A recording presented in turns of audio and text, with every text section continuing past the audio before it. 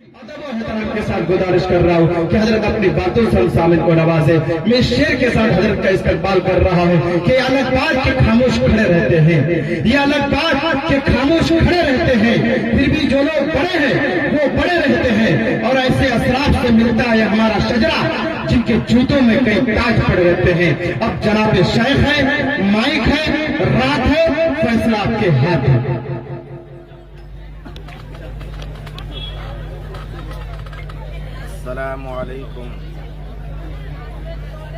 السلام علیکم ورحمۃ اللہ وبرکاتہ. یہ تمام نوجوان دوستوں سے بہت ہی ادب کے ساتھ ریکویسٹ کرتا ہوں, آپ حضرات کھڑے نہ رہیں, کھڑے نہ رہیں. یہ بے ادبی ہے, مجلس کی بے ادبی ہے. پیارو, تھوڑی دیر کے لیے بیٹھ جاؤ, اللہ تمہاری زندگی میں خیر و برکت دے گا. بیٹھ جاؤ, بیٹھ جاؤ, بیٹھ جاؤ پیارے, بیٹھ جاؤ. سارے بڑے لوگ بیٹھے ہیں, بیٹھ جائیں. میں سبھی حضرات بے ادب کہلائیں گے, با ادب با نصیب, بے ادب بے نصیب. آئیے بیٹھیے, بیٹھیے. ماشاء اللہ, ماشاء اللہ, یہ ماننے والے علاقہ ہے. رب اشرح لی صدری ویسر لی امری واحلل عقدۃ من لسانی یفقہوا قولی. رب زدنی علما. الحمدللہ, الحمدللہ حمدا کثیرا وعلى آلہ وصحبہ اجمعین. اما بعد فاعوذ باللہ من الشیطان الرجیم. بسم اللہ الرحمن الرحیم.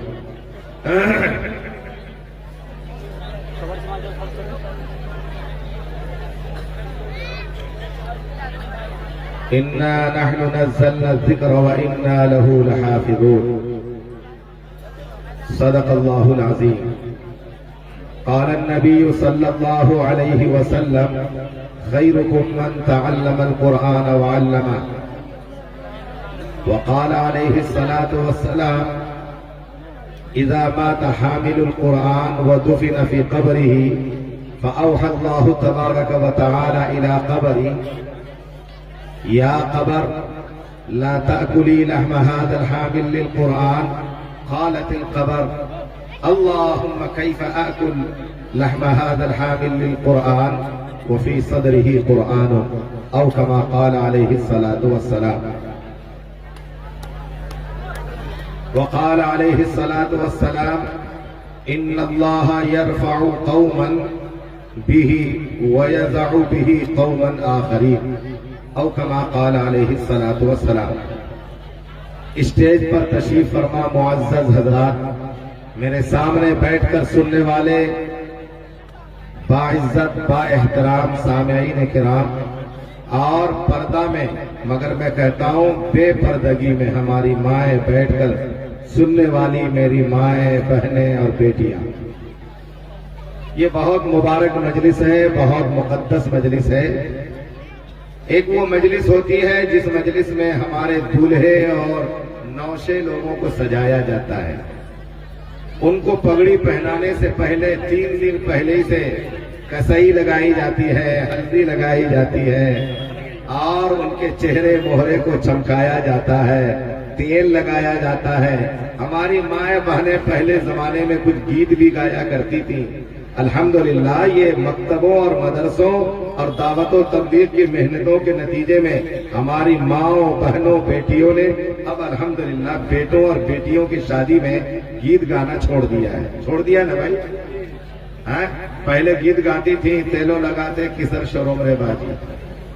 ہاں, یہ بھی گیت گاتی تھی, مڑواد بٹھا ٹھٹوا دکھاؤ سن پٹیا. ہاں ہاں, یہ سب ہم لوگ بچپن میں سنا کرتے تھے. لیکن یہ اللہ کا بڑا فضل ہے, ہر گاؤں میں, ہر محلے میں, ہر مسجد میں یہ جو مکتب کی تعلیم ہوتی ہے, اور یہ جو قرآن حدیث, جو یہ چہل حدیثیں ہمارے بچوں کو یاد کرائی جاتی ہیں, اور قرآنی آیات ان کو زبانی یاد کرائی جاتی ہیں, ان کو بہشتی ثمر, دین کی باتیں اور بھی دوسری کتابیں ہماری بچیوں کو, عورتوں کو بہشتی زیور, بہشتی کے معنی جنتی, بہشت کے معنی جنت, بہشتی یا لگا دیا مطلب جنتی, جنت والا.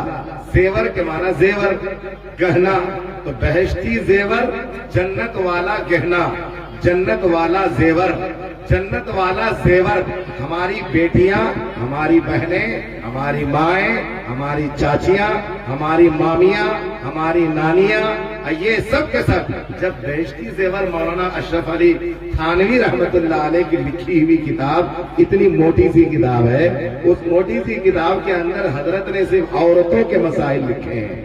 عورتیں جب اپنے پیٹ میں حمل رکھیں تو حمل کے زمانے میں کیا کرنا چاہیے، اور حمل کے زمانے میں کیا کھانا چاہیے، کیا نہیں کھانا چاہیے۔ عورتوں کو حمل کے زمانے میں چولہا کی مٹی کھانے میں بڑا اچھا لگتا ہے، گوری چٹی وہ مٹی کھانے میں ان کو اچھا لگتا ہے۔ حمل کے مہینے میں کیا کھانا چاہیے، کیا نہیں کھانا چاہیے، مولانا اشرف علی تھانوی رحمۃ اللہ علیہ نے وہ چھوٹی چھوٹی باتیں بھی، حکمت والی باتیں بھی لکھی ہیں۔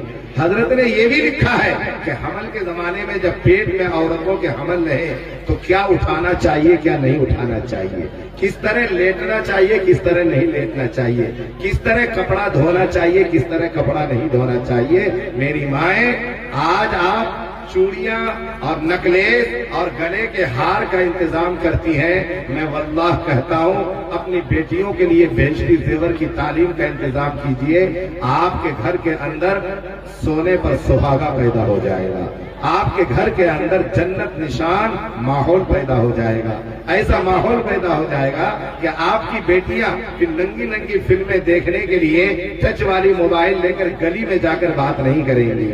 آپ کی بیٹیاں یہ اوپر سے چادر لے کر کمبل کے اندر وہ ننگی ننگی فلمیں آپ کی جوان بیٹیاں نہیں دیکھیں گی اگر ان کو بہشتی زیور کی تعلیم ہو جائے۔ وہ جنتی زیور جب ان کو پڑھنا آ جائے گا پھر ان کو اچھا نہیں لگے گا کہ کوئی ننگی فلم دیکھے، پھر ان کو کسی کے بیٹے کو وہ کانٹیکٹ کا وہ فون کرے اور ان سے ہیں پھے پھے رات کو کرے۔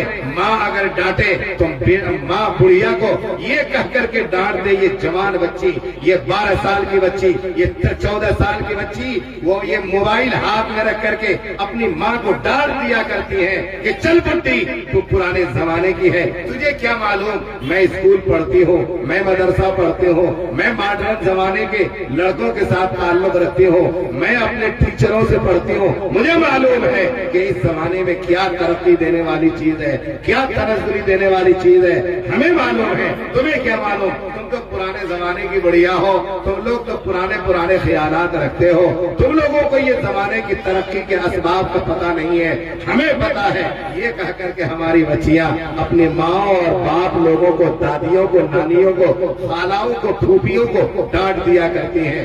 میری بہنیں، میری مائیں، آپ آج کے اس اجلاس سے ابھی آپ نے دیکھا آپ کا گاؤں میں بھٹا جو آج کئی سال پہلے 2012 میں اسی جگہ کے اندر اجلاس ہوا تھا، ہمارے بزرگان دین آئے تھے اور کٹھیار کے مولانا بدر الدجا صاحب آئے تھے اور یہی میربٹا کے اجلاس میں مولانا بدر الدجا صاحب سے میری شناسائی ہوئی تھی اور جب سے ان کو مجھ سے انتہائی محبت پیار، وہ بھی اپنے یہاں کے جلسے میں مجھے بلاتے ہیں اور بہت زیادہ پیار کرتے ہیں، بہت نیک عالم اور اچھے عالم ہے گڑھیال کے اندر۔ مجھے یاد ہے یہی کے جلسے سے ان سے میرا تعلق ہوا تھا، 2012 کا ایک جلسہ تھا اور آج 2021 کا یہ جلسہ ہے۔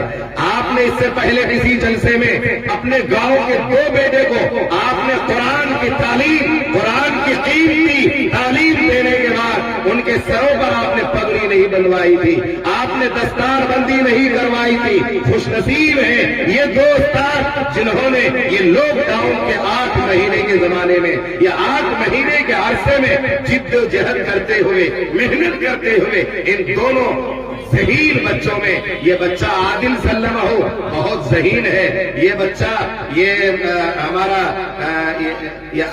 کامران بچہ جو دارالعلوم کشن گنج میں الف سے لے کر کے یا تک وہ نورانی قاعدہ پڑھی، ناظرہ پڑھا، پھر اس کے بعد وہ یہ حفظ شروع کیا۔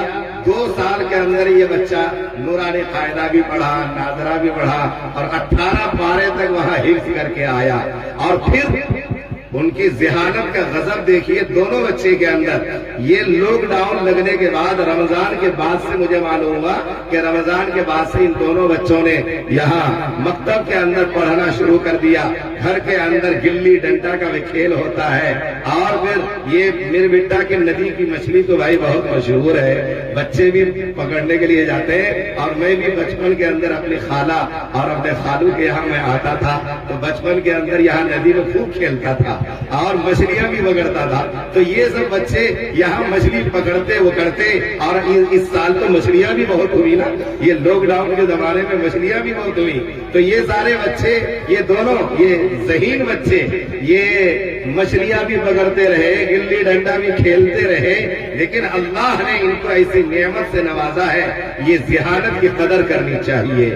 میں کہا کرتا ہوں کہ یہ دونوں بچے اپنی ذہانت کے ساتھ مغرب بعد سبق یاد کرتے تھے, عشاء بعد نہیں پڑھتے تھے, گھر میں آ کر سو جاتے تھے, فجر کے بعد اپنے استادوں کو سبق سناتے تھے.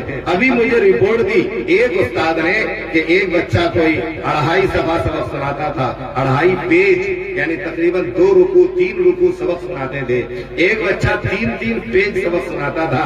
یہ عادل بچہ یہ 14-12 حفظ کیا اور یہ بچہ 12 حفظ کیا 8 مہینے میں. کتنے مہینے میں؟ 8 مہینے میں. یہ دونوں بچہ, ایک بچہ 8-12 حفظ کرتا ہے اور ایک بچہ 14-12 حفظ کرتا ہے. دونوں بچے آپس میں محنت کرنے میں گویا ایک دوسرے سے ریس کر رہے ہیں. وہ جیسا ریس نہیں ہوتا ہے, وہ سائیکل ریس, کبڈی ریس, اس ریس کے اندر 3 4 8 10 کو لائن سے کھڑا کر دیا جاتا ہے. اور ادھر یہ ریفری وہ جو ہے وہ کہتا ہے 1 2 3. تو گویا کہ وہ سب یہ ہرکی لگاتے ہیں, ہرکی لگا کر خوب دوڑتے ہیں. جو آگے بڑھ جاتا ہے وہ کامیاب, وہ فرسٹ ڈویژن. جو دوسرے نمبر پر پہنچتا ہے نشان کو چھوتا ہے وہ سیکنڈ ڈویژن. اور جو تیسرے نمبر پر آتا ہے وہ تھرڈ ڈویژن. بتائے کہ نہیں, اور سب کو انعام دیا جاتا ہے. تو ان دونوں بچوں نے ہرکی لگائی. ہرکی لگانے میں الحمدللہ یہ بچہ عادل سلمہ کامیاب ہو گیا, وہ فرسٹ ڈویژن ہے. وہ 14-12 8 مہینے میں, اور یہ بچہ 12 یہ حفظ کیا ہے. یہ عمر میں چھوٹا ہے, یہ عمر میں بڑا ہو سکتا ہے, یا ہو سکتا ہے کہ دونوں کے دونوں برابر بھی ہوں. لیکن یہ جب یہ بچے ذہین بچے جب آپس میں ریس لگاتے ہیں تو علم کو یاد کرنے میں, پڑھنے میں آسانی ہو جاتی ہے.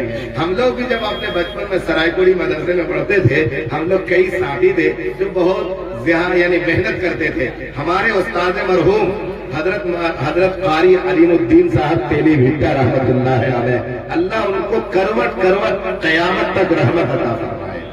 بہت یہ تھے تو بہت سخت مزاج کے تھے, بہت پٹائی بھی کرتے تھے. لیکن ان کی وہ پٹائی آج ہمارے لیے کھاد کا کام کر گئی ہے. اس لیے انہی کی پٹائی سے پڑھنے کا چسکا لگا. ہم لوگ اپنے سرائے پوری گھر میں رہتے ہوئے جا کر حضرت کے پاس پڑھا کرتے تھے. اس زمانے کے اندر جو ہے میں 2 مہینے میں 6-12 حفظ کیا تھا. اس زمانے میں 2 مہینے میں 6-12 حفظ کیا تھا. اور جب میں الہ آباد گیا تو 1.5 سال میں مکمل حافظ ہو گیا. یہ اللہ کی طرف سے ذہانت ملی تھی اور محنت کا چسکا بھی مل گیا تھا. استاد بھی محنتی, اللہ کی طرف سے دیا ہوا ذہن بھی ایک اللہ کا دیا ہوا انعام. جب اللہ کا دیا ہوا انعام ذہن بھی مل جائے اور استاد بھی محنتی جب ملے تو پھر دونوں کے ملاپ سے ایسے ہی بچے نکلتے ہیں, ایسے ہی بچے نکلتے ہیں. اور میں کہا کرتا ہوں کبھی غربت قدے میں بھی ذہانت کے کمل کھلتے ہیں, کبھی غریب گاؤں کے اندر بھی ذہانت کے کمل کھلتے ہیں.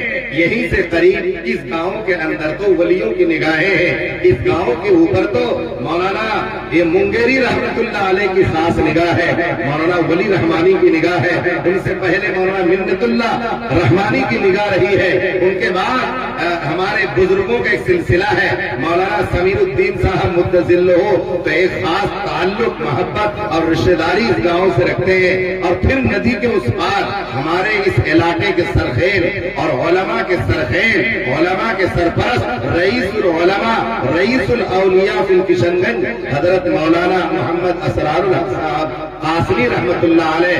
اس علاقے کا صرف ان کو ایک مولانا اسرار نہ کہیے بلکہ اس علاقے میں ایک مستجاب الدعوات عالم گزرے ہیں. मुस्तजाब दावात अल्लाह के वली गुजरे हैं। हजरत के साथ मुझे बहुत सारी रातें टप्पू के अंदर गुजारना नसीब हुआ और कहीं सफर में गुजारना नसीब हुआ, दिल्ली के अंदर भी रहना नसीब हुआ। मुख्तलिफ जगहों के अंदर मैंने उनको पाया, देखा, परखा, हर एतबार से परखा, अपने शेख, अपने मुरब्बी, अपने असातिज़ा को भी परखा और अपने बहुत सारे बुजुर्गों को परखा।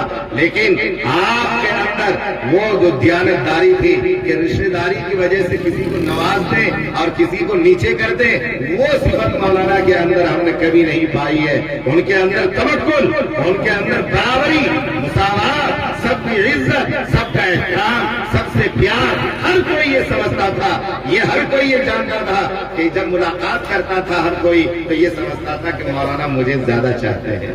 हर आलिम जानता था कि मुझे मौलाना ज्यादा चाहते हैं, वो भी कहता था कि मौलाना मुझे ज्यादा चाहते हैं। ये अल्लाह के वली की सिफत हुआ करती है। अल्लाह ताला हमारे इस इलाके के अंदर एक से एक नेमत के तौर पर अल्लाह ने पैदा फरमाया है। मुझे बहुत उम्मीद है और मैं इन दोनों बच्चों से बहुत पूरी उम्मीद हूँ कि ये दोनों बच्चा अपनी ज़हानत के कमल इंशाअल्लाह इस इलाके में खिलाएंगे। इंशाअल्लाह कमल और गुलाब खिलेंगे। कभी कभी गोबर के मान में भी गुलाब उगाता है। जी, ये मिरविट्टा गांव तो गोबर का मान नहीं है, लेकिन मैं एक मिसाल के तौर पर बतौर मिसाल के कहता हूँ, ये मीर भिट्टा गांव है जो एक अच्छा गांव, अच्छे लोगों का गांव माना जाता है, पढ़े लिखे लोगों का गांव माना जाता है। इस गांव के अंदर मैं बचपन से आता हूँ मेरे खाला खालू की वजह से। तो ये गांव इंतहाई मारूफ और मशहूर है पूरे इलाके के अंदर। मीर के माना मुंशी, भीटा के माना घर, ये तो मुंशियों का घर है ये गांव। इंशाअल्लाह इस गांव के अंदर ये दोनों बच्चे होनहार निकल रहे हैं और ज़हानत के कमल और ज़हानत के गुलाब लेकर के निकले हैं। इंशाअल्लाह इनकी खुशबू से इलाका मुअत्तर होगा। इंशाअल्लाह इनकी सलाहियतों से ये गांव भी मुस्तफीद होगा, अताफ का गांव भी मुस्तफीद होगा और इलाके वाले भी मुस्तफीद होंगे। मैं इनके सरपरस्तों से बरसरे मजलिस मैं ये कहना चाहता हूँ कि आप इन बच्चों की ज़हानत की कदर करें। आप इन बच्चों की ज़हानत की कदर आपकी तरफ से ये होनी चाहिए कि कुछ भी आपको तकलीफ उठानी पड़े मगर इन बच्चों को एक बढ़िया आलिम, एक बढ़िया मुफस्सिर, एक बढ़िया मुफ्ती, एक बढ़िया मुहद्दिस बनाने की आप तमन्ना करेंगे इंशाअल्लाह। क्या करेंगे ना भाई? इनके वालिदैन से मैं गुजारिश करता हूँ कि ये इल्म से बढ़कर कोई दौलत नहीं। अरे इल्म वो दौलत है जो कभी लुटती नहीं, खर्च करने से कभी घटती नहीं।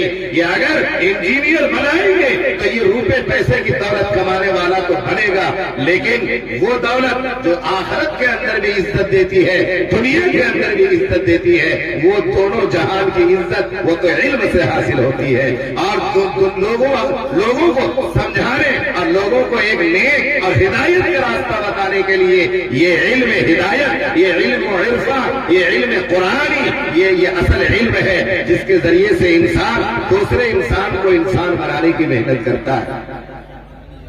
मुझे आज मेरे दिल का एक एक हिस्सा खुश है। ये जर्रा बराबर भी मुझे कोई गम और अफसोस नहीं है कि आपने ये दूसरे मदरसे के बच्चों को आपने चंद महीने पढ़ा करके आपने पगड़ी पहना करके आपने क्रेडिट लेने की कोशिश की। कोई अपने दिल के अंदर ये कोई शक शुबा न रखे। मैं इन बच्चों से मोहब्बत करता हूँ। जो उस्ताद मुखलिस उस्ताद होता है हमेशा शागिर्दों से मोहब्बत करता है और हमेशा उल्फत रखता है। इन बच्चों की ज़हानत की मैं कदर करता हूँ। आज मैं 2-2, 3-3 प्रोग्राम में छोड़ करके यहाँ आने को तरजीह दिया हूँ। एक तो मेरे बिरादर मोहतरम जनाब अलहाज मतीउर रहमान साहब आज 2 हफ्ते से लगातार मुझे फोन कर रहे हैं। कभी मैं जलसे में हूँ वहाँ भी आपका फोन पहुँच रहा है, कहीं मीटिंग में हूँ वहाँ भी फोन पहुँच रहा है। इनकी मोहब्बत, इनका एहसास, इनकी कद्दोकाविश, फिर ये दोनों असातिज़ा और फिर इस गाँव के जितने भी अरबाब हल्लो अब्द हैं, जितने भी सारे लोग हैं, ये कारी नसीम साहब, बारिक भाई वगैरह, रकीम भाई, मुकीम भाई, मौलाना अलीमुद्दीन साहब, ये सब के सब काबिल मुबारकबाद है कि आपका ये मकतब बहुत नफा बख्श है, बहुत अच्छा है। अल्लाह ताला इस मकतब को आगे आहिस्ता आहिस्ता रफ्ता बरफ्ता आप सब की तवज्जुहात से मदरसा की शक्ल में बदल दे। اور ایک بہترین تعلیم گاہ بنا دے. یہ میرے دل کی گہرائی سے دعا ہے. اللہ تعالی ہم سب کو اس مکتب کی آبیاری کرنے کی توفیق عطا فرمائے. یہ جتنے بھی مکاتب ہیں ہمارے علاقے کے اندر، ان تمام مکاتب کا اصل یہ نفع بخش جال پھیلانے والا ہم سب کے مفکر ملت مولانا محمد اسرار الحق صاحب قاسمی رحمت اللہ علیہ ہیں. آج اس مکتب کا کریڈٹ جہاں آپ کو سب کو مل رہا ہے، وہی آج مولانا اسرار الحق صاحب کے نامہ اعمال میں اس کا ثواب پہنچ رہا ہے کہ نہیں بھائی؟ اس لیے پیارے دوستوں، ویسا کام کر کے اس دنیا سے رخصت ہونا چاہیے جس کام کا نفع ہمارے مرنے کے بعد بھی لوگ اٹھاتے رہے، اور پھر ہم مرنے کے بعد ہم یہاں مر کر مٹی میں مل نہ جائے، بلکہ مر کر کے بھی ہمارا نام روشن رہے، مل کر کے بھی مر کر کے بھی در حقیقت ہم زندہ رہے. یہی زندگی کا کام کیا ہے، جاویدانی زندگی کا کام کیا ہے ہم سب کے مفکر ملت مولانا محمد اسرار الحق صاحب قاسمی رحمت اللہ علیہ رحمت واسعہ. میں یہاں ان تمام ماؤں اور بہنوں اور بیٹیوں سے میں مخاطب رہوں گا. آج اگر وقت ہو جائے تو کوئی اکتائیں گے تو نہیں نا انشاءاللہ. مجھے 2-3 موضوع پر بات کرنی ہے. ایک موضوع تو ان دونوں بچوں کا موضوع ہے کہ یہ دونوں بچے آج دیکھیے کیسے یہ ننھے منھے بچے ہیں. یہ گلاب سا جیسا مکھرا ہے ان بچوں کا. ان کے سر کے اوپر یہ پگڑی کتنی شان دے رہی ہے. ایک وہ پگڑی ہوتی ہے جو پگڑی شادیانہ ہوتی ہے. وہ پگڑی زندگی بھر کبھی ہم پگڑی نہیں لگاتے، شادی کے دن پگڑی لگاتے ہیں. پیارے نبی کی وہ پیاری سنت ایک دن کم سے کم اپنا لیتے ہیں. تو چلو ایک سنت کو اپنا لیا، اس لیے اس کو ناجائز اور حرام تو نہیں کہا جا سکتا. لیکن کاش اگر وہ پگڑی لگانے والے حافظ قرآن ہو جاویں یا حامل قرآن ہو جاویں، قرآن کو چاہے اٹک کر کے ہی صحیح، ناظرہ صحیح پڑھنے والے بھی اگر ہمارے یہ نوشے اور یہ جوان یہ دولہے لوگ جو بنتے ہیں، اگر وہ دولہا بننے سے پہلے اگر قرآن کو ناظرہ صحیح پڑھنا سیکھ لیں تو انشاءاللہ ان کی شادی والی پگڑی دونوں کا کام کرے گی. ایک قرآن کی پگڑی کا بھی کام کرے گی اور ایک شادی کی بھی پگڑی کا کام کرے گی انشاءاللہ. اس لیے میں آج اس اسٹیج سے دعوت دینا چاہتا ہوں اپنے نوجوان دوستوں سے جو آگے شادی کرنا چاہتے ہیں یا عنقریب ان کی شادی بیاہ کا وقت ہے، وہ جب پگڑی لگاویں تو پگڑی لگانے سے پہلے ذرا قرآن کو ناظرہ بھی کم سے کم پڑھنا سیکھ لیں. یا اما پانے کی چند صورتیں 10 صورتیں علم ترا سے لے کر کے من الجنت والناس تک، یہ 10 صورتیں کم سے کم زبانی یاد کر لیں. کیا پتا اسی 10 صورت کے یاد کرنے کے بعد جب آپ پگڑی پہن لیں گے تو اللہ تعالیٰ آپ کو اس کا بھی ثواب عطا کر دے گا. پیارے دوستو، قرآن پاک اس دھرتی میں آسمان کے نیچے زمین کے اوپر سب سے عظیم مبارک کتاب ہے. یہ وہ کتاب ہے جو کتاب کسی بھی سینے کے اندر گھس جاتی ہے تو وہ سینہ بھی معزز بن جاتا ہے، وہ سینہ والا لڑکا بھی معزز بن جاتا ہے، اور اس کا باپ اور ماں بھی عزت والے بن جاتے ہیں، اس کا خاندان بھی عزت والا بن جاتا ہے. جس گاؤں کے اندر یہ کتاب آتی ہے اپنے علم اپنے عمل کے ساتھ آتی ہے یہ کتاب، یہ قرآن جس خاندان میں گھس جاتا ہے وہ خاندان اونچا ہو جاتا ہے، وہ گاؤں اونچا ہو جاتا ہے. اور جس ملک کے اندر یہ کتاب آ جاتی ہے پوری سر و سامانی کے ساتھ، پوری اور پورے جلوہ نمائی کے ساتھ، جب یہ قرآن کسی ملک کے ہر کچے پکے مکان، ہر پختہ اور یہ کچے مکان کے اندر جب یہ قرآن کی تعلیم آ جاتی ہے تو اس ملک کی لینگویج بھی بدل جاتی ہے، اس ملک کی تہذیب، ثقافت اور ڈسپلن اور طور طریقہ، زندگی گزارنے کا ڈھنگ، یہ سب کے سر اس کا نقشہ بدل جاتا ہے، نقشہ حیات بدل جاتا ہے. آپ کو معلوم ہونا چاہیے حضرت یوسف علیہ السلام کا علاقہ مصر کا علاقہ تھا. کون سا علاقہ تھا بھائی؟ مصر کا علاقہ. مصر ایک ملک ہے، بہت معزز ملک آج مانا جاتا ہے. یہ ملک ایک زمانے میں تھا کہ وہاں کا ہر کوئی عورت مرد امیر غریب سب کوئی عبرانی زبان بولا کرتا تھا. عبرانی زبان جو بائبل وغیرہ یہ سب کی زبان ہے تو وہ زبان جو ہے وہاں کے لوگ بولا کرتے تھے. لیکن جب وہاں پیارے نبی جناب محمد رسول اللہ صلی اللہ علیہ وسلم کے نبی ہونے کے بعد جب دعوت و تبلیغ کے لیے صحابہ عرب سے باہر نکلے اور نکل کر مصر وغیرہ، یمن، مصر، شام وغیرہ یہ سب پھیل گئے صحابہ، حتیٰ کہ ہمارے ہندوستان، پاکستان، بنگلہ دیش اور یہ سب یہ مشرقی علاقے کے اندر، ایشیا کے اندر پھیل گئے صحابہ، اور جو صحابہ میں جو جہاں گئے وہی زندگی بھر دعوت و تبلیغ کرتے کرتے اپنی زندگی گنوا دی، مگر کبھی واپس مکہ اور مدینہ جانے کی تمنا نہیں فرمائی۔ ان کو معلوم تھا کہ اگر مکہ میں جا کر مریں گے تو وہاں قبرستان کو جو جنت المعلا ہے، جو یہ مکہ کے قبرستان کو جنت المعلا کہا جاتا ہے، وہاں کے قبرستان کے بارے میں پیارے نبی کی یہ پیشین گوئی ہے، جو جنت المعلا میں جا کر اپنی قبر بنوائے گا بغیر حساب و کتاب جنت میں جائے گا۔ اسی طرح جو مدینہ کے اندر جو جا کر اپنی قبر بنوائے گا تو وہ بغیر حساب و کتاب کے وہ جنت کے اندر جائے گا۔ مدینہ کے قبرستان کو جنت البقیع کہا جاتا ہے، مکہ کے قبرستان کو جنت المعلا کہا جاتا ہے۔ یہ دونوں قبرستان کی بڑی فضیلت ہے، پوری دنیا کی ساری قبرستانوں کے مقابلے میں سب سے زیادہ فضیلت والی قبرستان مکہ اور مدینہ کی ہے۔ تو صحابہ کرام کو یہ معلوم تھا کہ مکہ اور مدینہ کے قبرستان میں جا کر سونے سے بغیر حساب و کتاب کے ہم جنت میں جائیں گے، لیکن اس کے باوجود وہ جو جہاں گئے صحابہ مکہ مدینہ چھوڑ کر پیارے نبی کے حکم کے مطابق، وصیت کے مطابق، نصیحت کے مطابق جو جہاں گئے وہی زندگی بھر دعوت و تبلیغ اور تعلیم قرآن کرتے کرتے اپنی زندگی گنوا دی، مگر مکہ اور مدینہ واپس جانے کی تمنا نہیں کیے۔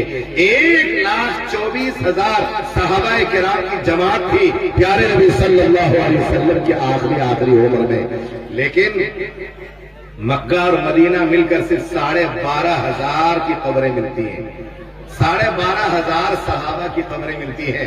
گویا کہ 1,12,000 یا 1,12,500 صحابہ کی قبریں دنیا کے کونے کونے میں، گوشے گوشے میں، ملک در ملک کے اندر ان کی قبریں بن گئی۔ ان کو پھر یہ مکہ اور مدینہ کی قبرستان نصیب نہیں ہوئی۔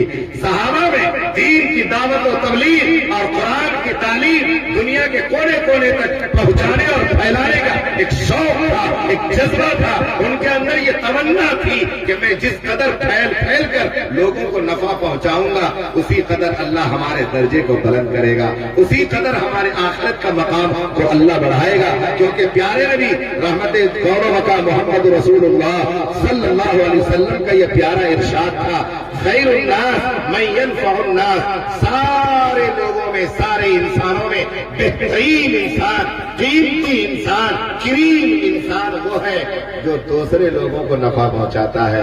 یہ استاد ہمیشہ اپنے شاگردوں کو نفع پہنچاتے ہیں۔ یہ استاد جو 8 گھنٹہ، 12 گھنٹے، 14 گھنٹے مدرسوں میں، اسکولوں میں، کالجوں میں، یونیورسٹیوں میں، یا پرائمری اسکول ہو یا مڈل اسکول، ہائی اسکول ہو، ان تمام اسکولوں اور درسگاہوں کے اندر اساتذہ اور ٹیچر جو پڑھاتے ہیں، واللہ ان کے پڑھانے کی تنخواہ یہ 10,000، 12,000، 40,000، 50,000 ان کی تنخواہ، یہ جو ہے ان کی معاوضہ اور قیمت نہیں ہے، ان کے تو وقت لگانے کی وہ قیمت ہے، علم دینے کی کوئی قیمت اس دنیا میں نہیں دے سکتا۔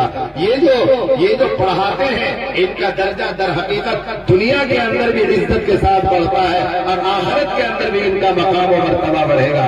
پیارے نبی جناب محمد رسول اللہ صلی اللہ تعالی علیہ وسلم کا پیارا ارشاد ہے، خیرکم من تعلم القرآن وعلمہ، کہ تم میں سے سب سے بہترین انسان وہ ہے جو قرآن کا طالب علم ہو، قرآن کا علم حاصل کر رہا ہو یا قرآن کو پڑھا رہا ہو، یعنی مکتب کا استاد ہو یا مدرسے اور جامعہ اور دارالعلوم کا استاد ہو، یہ سب کے سب برابر ہیں۔ بلکہ میں تو کہتا ہوں کہ دارالعلوم اور ایک بڑی جامعہ یونیورسٹی میں پڑھانے والا اگرچہ دنیاوی منصب کے لحاظ سے ان کا اونچا عہدہ مانا جاتا ہے، کیونکہ بہت پڑھ لکھ کر کے ان کو اسٹڈی کر کے بڑے بڑے کلاس کو پڑھانا پڑتا ہے، اس لیے دنیاوی لحاظ سے ان کا مقام و مرتبہ، تنخواہ وغیرہ ان کے بڑے ہوتے ہیں، لیکن جو مکتب کا جو استاد ہے یہ در حقیقت ابی بن کعب کا نقشہ یہ اٹھاتے ہیں۔ جو مکتب کے استاد ہیں وہ جناب محمد رسول اللہ صلی اللہ تعالی علیہ وسلم کے آئیڈیل کو اپناتے ہیں، یہ حضرت عبداللہ بن مسعود کے آئیڈیل کو اپناتے ہیں، یہ حضرت عبداللہ بن عباس کے آئیڈیل کو اپناتے ہیں، اور یہ ان صحابہ کرام کے آئیڈیل کو اپناتے ہیں جو صحابہ پیارے نبی کی پیاری زندگی میں مسجد نبوی میں بیٹھ کر کے مکتب پڑھایا کرتے تھے۔ صحابہ اور صحابیات، یہ صحابہ یہ آیا کرتے تھے، صحابہ کے چھوٹے چھوٹے بچے مسجد نبوی میں آیا کرتے تھے، یا دمشق کے مسجدوں میں آیا کرتے تھے، کوفہ کے مسجدوں میں آیا کرتے تھے، بصرہ کے مسجدوں میں آیا کرتے تھے، مکہ کے مسجدوں میں آیا کرتے تھے فتح مکہ کے بعد۔ اور یہ صحابہ چھوٹے چھوٹے بچوں کو قرآن سکھایا کرتے تھے، دین سکھایا کرتے تھے، حلال و حرام سکھایا کرتے تھے، مگر ان آنے والے بچوں کے کھانے پینے کا نظام نہ مسجد میں ہوتا تھا نہ مدرسے میں ہوتا تھا، ان کے کھانے پینے کا نظام تو گھر ہی سے ہوتا تھا۔ گویا کہ بچے گھر میں کھا پی کر کے آ کر پڑھتے تھے صحابہ کے بعد، اور جو خوش نصیب صحابہ تھے وہ پیارے نبی صلی اللہ علیہ وسلم کے پاس آ کر اس چبوترے میں پڑھایا کرتے تھے۔ پیارے نبی صلی اللہ علیہ وسلم، پیارے نبی صلی اللہ علیہ وسلم کے حجرے مبارک کے پیچھے پورب جانب جدھر سے سورج اٹھتا ہے ادھر ہی ایک چبوترا بنا ہوا ہے، 1.5 فٹ اونچا اور 12 فٹ چوڑا اور لمبا، چاروں طرف سے 12 فٹ، اور اونچائی کتنے میں 1.5 فٹ کا اونچا۔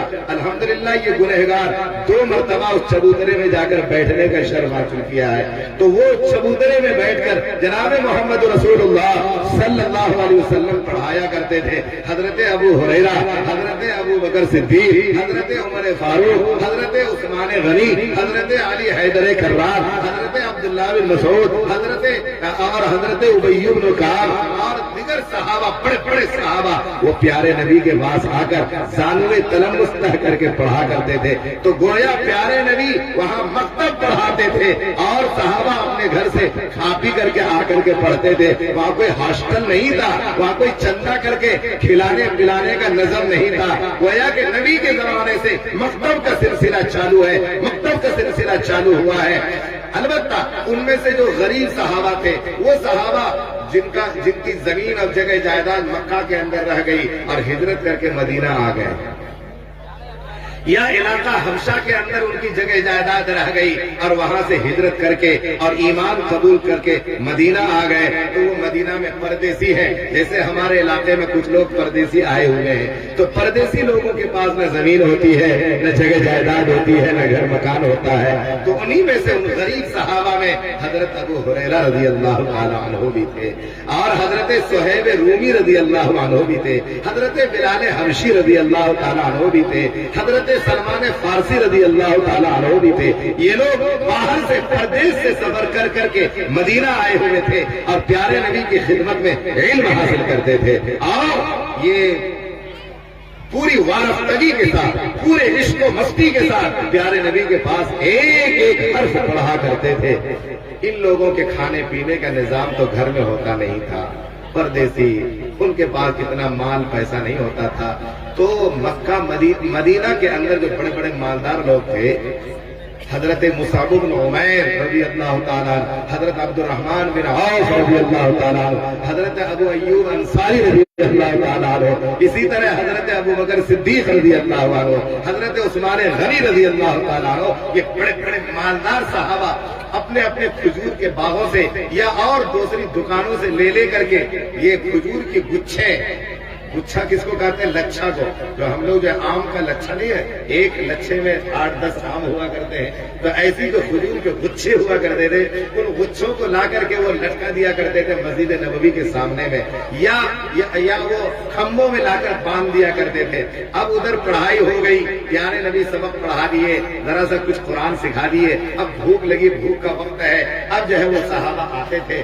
وہاں سے کھجور گچھے سے توڑ کر کے کھاتے تھے، 2-4 8-10 کھجوریں کھائیں، اور اس کے بعد جو ہے وہ کنواں سامنے ہوا کرتا تھا، وہ کنواں میں جا کر کے ٹھنڈا پانی پیا کرتے تھے، بھوک مٹ گئی، پھر پڑھنے میں جٹ گئے، نماز کا وقت ہے، نماز پڑھ رہے ہیں، پیارے نبی کی وعظ و نصیحت چل رہی ہے، پیارے نبی کی وعظ و نصیحت میں بیٹھے ہوئے ہیں، لکھ رہے ہیں، ایک ایک بات کو نقل کر رہے ہیں۔ اس طریقے سے یہ مکتب کا سلسلہ جناب محمد رسول اللہ صلی اللہ علیہ وسلم سے چل پڑا۔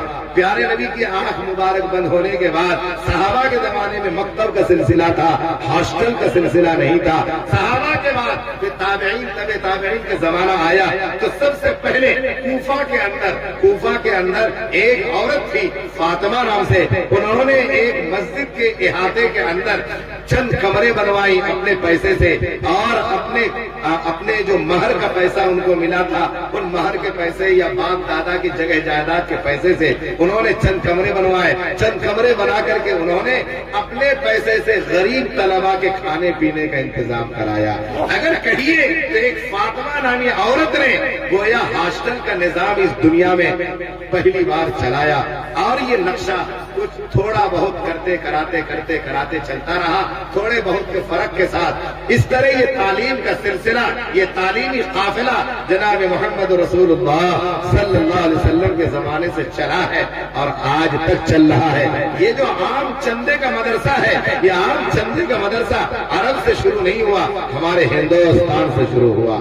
سن 1867 کے اندر انگریز کے زمانے میں جب دارالعلوم دیوبند کی بنیاد پڑی ہے تو دارالعلوم دیوبند کے لیے سب سے پہلا چندہ گویا کہیے کہ عام پبلک کی طرف سے چندہ جو شروع ہوا ہے وہ دارالعلوم دیوبند سے شروع ہوا ہے. حضرت حاجی عابد حسین صاحب دیوبندی رحمت اللہ علیہ نے سب سے پہلے 1 روپیہ چندہ دیا تھا.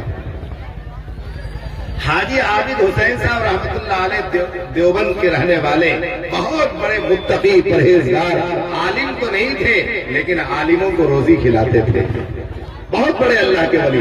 انہوں نے جو 1 روپیہ چندہ دیا تھا, اس 1 روپیہ کے چندہ کو اللہ نے اتنا قبول کیا کہ آج دارالعلوم دیوبند تقریباً 14 کروڑ روپے یا 25 کروڑ روپے سالانہ خرچہ کرتا ہے. اس 1 روپے میں اللہ نے کیسی برکت عطا فرمائی. اس چندے کے ذریعے سے گویا کہ دارالعلوم دیوبند کا مدرسہ آگے بڑھنے لگا. بڑھتا دیکھیے اسی مدرسے کے لو سے لو لے کر آج پورے ہندوستان کے اندر مدرسوں کا جال پھیلا ہے, اور انہی مدرسوں میں پڑھنے پڑھانے والے علماء, حفاظ, قراء, مفتیان کرام یہ اولیاء بنے, اور یہ بڑے بڑے محدث بنے, یہ بڑے بڑے مفسر بنے, اور یہی آگے چل کر کے ہندوستان میں آزادی کا ذریعہ بنے. اگر یہ مکاتب, یہ مدارس, یہ جامعات, یہ دارالعلوم اگر نہ ہوتے تو آج ہندوستان آزاد ہونا نصیب نہ ہوتا. آج تک یہ انگریزوں کی غلامی میں آج ہم اور آپ اب تک ان کے چنگل میں پھنسے ہوئے ہوتے. یہ مدارس کا دین ہے, ان مکتب والوں کا دین ہے. اس وجہ سے دوستو ان مکتبوں کی ہم قدر کریں. یہ جو مکتب کے اندر پڑھانے والے اساتذہ ہیں, ان اساتذہ کی ہم قدر کریں.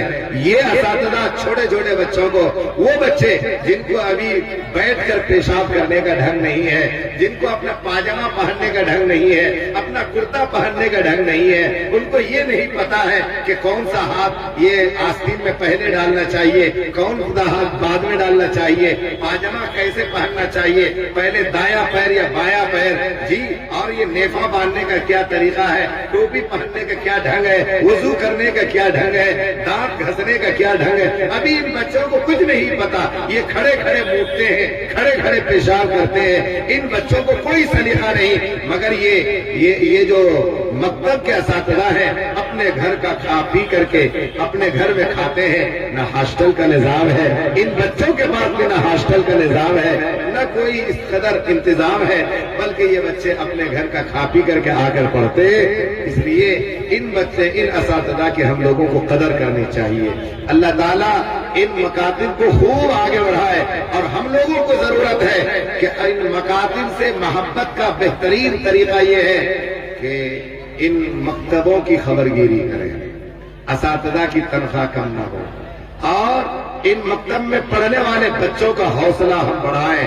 یہ جو طریقہ ہے پگڑی باندھنے کا طریقہ, دستار بندی کا کرنے کا طریقہ, پھر ان کو 500 کی نوٹ, پھر ان کو کپڑے کا جوڑا, یہ جو پیش کیا گیا ان کے حوصلہ افزائی کا ذریعہ ہے. ارے کبھی چھکا لگانے والے کو حوصلہ دیا کرتے ہو, اور کبھی ناچنے والے نچنیوں کو حوصلہ دیا کرتے ہو, اور کبھی گانے والوں کو حوصلہ دیا کرتے ہو. ان قرآن کے مستانوں کو, ان قرآن کے پڑھنے والوں کو, ان قرآن کے ان بچوں کو حوصلہ دے کر کے دیکھو, تمہاری روزی میں اللہ تعالیٰ برکتیں ڈال دے گا. قرآن پاک کے اندر فرمایا انا نحن نزلنا الذکر وانا لہ لحافظون.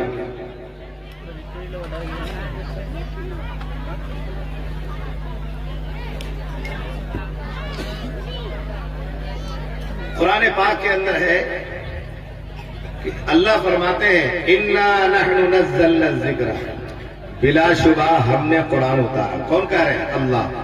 ہم نے قرآن اتارا اور ہم اس کے حافظ ہیں، اس کی حفاظت کرنے والے ہیں. تو حافظ نام کس کا ہے؟ پہلے اللہ کا. اللہ نے فرمایا ہم اس کے حافظ ہیں. قرآن کا پہلا حافظ، سب سے پہلا اصلی حافظ، جو اصل مالک حافظ ہے وہ کون ہے؟ اللہ. لیکن وہی اللہ جس کی تجلی عرش پر ہوا کرتی ہے، جن کا عرش، جن کی کرسی پوری دنیا میں کو گھیری ہوئی ہے. وسیع کرسیہ السماوات والارض، آسمان اور زمین کو اللہ کی کرسی گھیری ہوئی ہے، ان کی حکومت کی کرسی گھیری ہوئی ہے. وہ اللہ جب ان ننھے منھے 12 سال کے بچوں کو حافظ قرآن ہوتے ہوئے دیکھتا ہے تو اللہ خوش ہو کر عرش سے ان کا نام اپنے ناموں میں سے منتخب کر کے بھیج دیتا ہے. اور اللہ تعالیٰ نے ہم اور عزیزم کامران صلی اللہ علیہ وسلم کو ان کے باپ بھی آج سے پکاریں گے حافظ صاحب بیٹا ادھر آؤ. ان کی ماں بھی پکارے گی حافظ صاحب بیٹا ادھر آؤ. عادل صلی اللہ علیہ وسلم کو ان کے ماں باپ، ان کے دادا دادی، ان کے نانا نانی، سب بڑے بڑے رشتے دار اب آج سے ان بچوں کو کیا کہہ کر پکاریں گے؟ اللہ تعالیٰ ان بچوں کی اس نعمت قرآن کو ہمیشہ خاتم حیات ان کے سینے میں محفوظ فرمائے. حدیث پاک کے اندر آتا ہے، پیارے نبی صلی اللہ تعالیٰ علیہ وسلم نے فرمایا من قرأ حرفا، جو ایک حرف قرآن کا پڑھتا ہے فلہ عشرۃ، اس کے کتنے ثواب ہے؟ 10 ثواب ہے، 10 نیکیاں ملتی ہیں. تو کسی صحابی نے عرض کیا یا رسول اللہ صلی اللہ تعالی علیہ وسلم، جو زبانی پڑھے اس کو یا جو دیکھ کر کے پڑھے اس کو؟ جو زبانی پڑھے اس کو یا دیکھ کر کے پڑھے اس کو؟ تو دونوں قسم کی روایتیں ہیں اور دونوں قسم کی تشریحات ہمارے محدثین نے فرمائی ہیں. فرمایا کہ جو زبانی پڑھتا ہے تو اس کو زبانی یاد کرنے میں چونکہ محنت لگی ہے، سینے میں وہ محفوظ رکھا ہے، پھر وہ اپنی زندگی کے حصے کو اس میں لگایا. وہ چاہتا تو کاروبار میں لگاتا، کسی اور چیز میں لگاتا. یہ زبانی یاد کر کے اللہ نے جو حفاظت قرآن کی ذمہ داری خود اٹھائی ہے، اس ذمہ داری کو نبھانے کے لیے سپاہی بن رہا ہے. اس وجہ سے اللہ ان کو خوش ہو کر صرف 10 نیکیاں نہیں بلکہ 20 نیکیاں عطا کرے گا. ایک نیکی تو پڑھنے کا، 10 نیکی تو پڑھنے کی ان کو ملیں گی اور باقی 10 نیکی حفاظت کی سپاہی بننے کی ملیں گی. اللہ تعالیٰ ان بچوں کے درجات کو بلند فرمائے. اور ایک روایت میں آتا ہے کہ ہاں وہ عام پبلک جو قرآن پاک پڑھے ناظرہ، مگر قرآن پاک کو اٹک اٹک کر کے پڑھتا ہے، اے کر کے پڑھتا ہے، لیکن پھر بھی پڑھتا ہی رہتا ہے. الف لام میم ذالک الکتاب لا ریب فیہ، اٹک اٹک کے پڑھتا ہے. لیکن اٹک اٹک کر پڑھنے کے باوجود بھی وہ روزانہ پابندی سے، شوق سے دیکھ دیکھ کر کے قرآن کی تلاوت کرتا ہے. اس کو کہتے ہیں ناظرہ خان، ناظرہ پڑھنے والا. یہ ناظرہ پڑھنے والا مشقت بھی اٹھاتا ہے، ورنہ حافظ کی طرح نہیں آتا ہے. اس کے باوجود بھی وہ وقت لگاتا ہے. میں دیکھتا ہوں اس گاؤں کے اندر بعض لوگوں کو بہت پابندی سے فجر کی نماز کے بعد تلاوت کرتے ہیں. ہر کچے پکے مکان میں، مسلمان کے گھرانے میں قرآن کی تلاوت کی آواز صبح سویرے ہونی چاہیے. مسجدوں میں قرآن کی تلاوت ہونی چاہیے. آپ نہیں فرفر پڑھ سکتے ہیں، شرمائیے نہیں، آپ قرآن کھول کر کے اٹک اٹک کر کے پڑھیں. حدیث پاک میں ترمذی شریف کے اندر حدیث پاک ہے فی القرآن، کہ وہ اٹک اٹک کر کے قرآن کے اندر دیکھ کر پڑھ رہا ہے. نظرن فی القرآن، قرآن کو دیکھ کر اٹک اٹک، یہ تتعتع، وہ اپنے آپ کو تھکاتا ہے، وہ تھک جاتا ہے، وہ اٹک اٹک کر کے پڑھتا ہے، پھر بھی وہ پڑھتا ہی رہتا ہے، پڑھتا ہی رہتا ہے. تو اس کو بھی دوہرا ثواب ملے گا. ایک تو پڑھنے کا ثواب ملا اور ایک اپنے کے اٹک اٹک کر پڑھنے کی وجہ سے مشقت بھی ہوتی ہے، شرم بھی لگتی ہے، اس کے باوجود بھی اپنے آپ کو لگائے رکھتا ہے شوق سے، تو اس شوق کا ثواب اللہ الگ سے دیتا ہے، اس اٹک کی مشقت کا ثواب اللہ الگ سے عطا فرماتا ہے۔ اس وجہ سے فرمایا گیا کہ جو کوئی قرآن پاک کا ایک حرف پڑھے گا اس کے لیے تو 10 نیکی کا ضابطہ اللہ کی طرف سے عام ہے، لیکن جو ایک حافظ قرآن محنت کر کر کے پڑھے گا اس کو گویا کہ 10 نیکی الگ سے ملے گی۔ زبانی آپ جو یہ اٹک اٹک کر کے ناظرہ پڑھے گا، اٹک اٹک کر محنت اور مشقت کی وجہ سے ان کو الگ سے 10 نیکی ملے گی۔ اللہ ہم سب کو قرآن پڑھنے کا ثواب عطا فرمائے۔ انشاءاللہ قرآن کی تلاوت کریں گے نا، دیکھیے حدیث پاک کے اندر آتا ہے